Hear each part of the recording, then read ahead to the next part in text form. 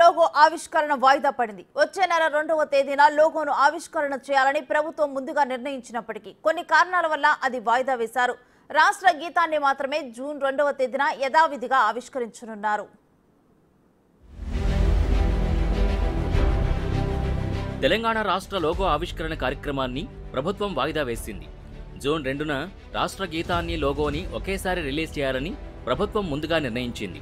అయితే కొత్త లోగోపై 30కి పైగా ప్రతిపాదనలు రావడంతో ప్రభుత్వం ఆ ప్రతిపాదనలపై సంప్రదింపులు జరుపుతున్నట్టు తెలిపింది.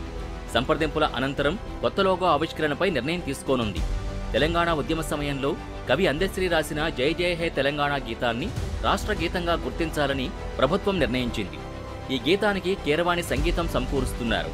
13 నిమిషాల 30 సెకండ్లతో పూర్తి నిడివిని, 2.5 నిమిషాలతో మరో గీతానికి కీరవాణి స్వరాల్ని సమకూర్చారు.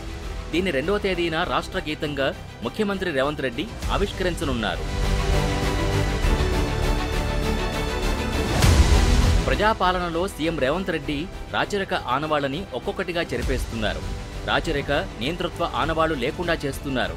రాజముద్రలో తెలంగాణ పోరాట పటిమ, త్యాగాలని ప్రతిబింబించేలా మార్పులు చేశారు. కాకతీయ కళాతోరణం, చార్మినార్ చిహ్నాల్ని తొలగించారు. లోగోలో ఇప్పటివరకు తెలంగాణ ప్రభుత్వం అని తెలుగులో, తెలంగాణ సర్కార్ అని హిందీలో ఉన్నాయి.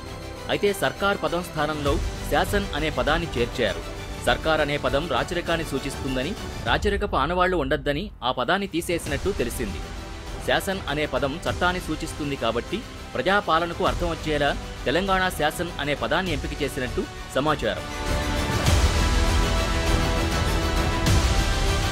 తెలంగాణ లోగో మార్పుపై బీఆర్ఎస్ రాజకీయం చేస్తోంది. రాచరికపు చిహ్నాలైన కాకతీయ తోరణం, చార్మినార్ని తొలగించడాన్ని వ్యతిరేకిస్తూ ఆ పార్టీ హైదరాబాద్, వరంగల్లో నిరసన కార్యక్రమం చేపట్టింది.